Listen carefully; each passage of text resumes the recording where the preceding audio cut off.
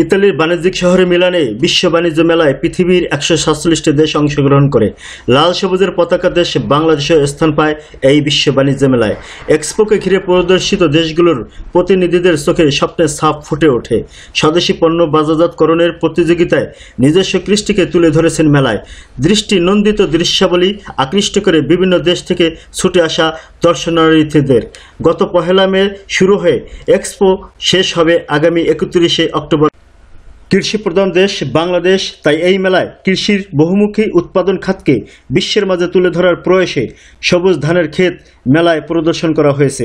এছাড়া বাংলাদেশের কৃষি বাজারজাত রপ্তানি দ্রব্য পণ্য, পাট, চা, চামড়া এবং গার্মেন্টস সেক্টরের বিভিন্ন তৈরি পোশাকও উল্লেখযোগ্য। বাংলাদেশের কৃষি খাতের রপ্তানি দ্রব্যের মাধ্যমে অর্থনীতিতে নৈতিক প্রভাব ফেলবে বলে ধারণা প্রতিনিধিদের।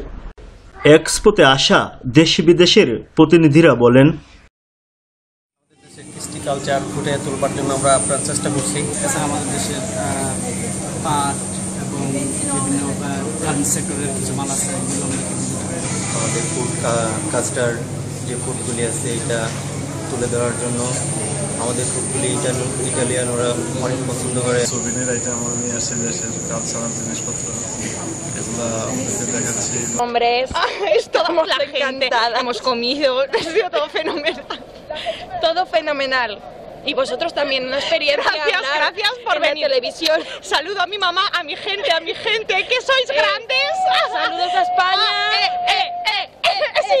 Sí, ইতালির মিলান এক্সপো ঘুরে তুহিন মাহমুদ, শিকড় টিভি, ডেস্ক রিপোর্ট।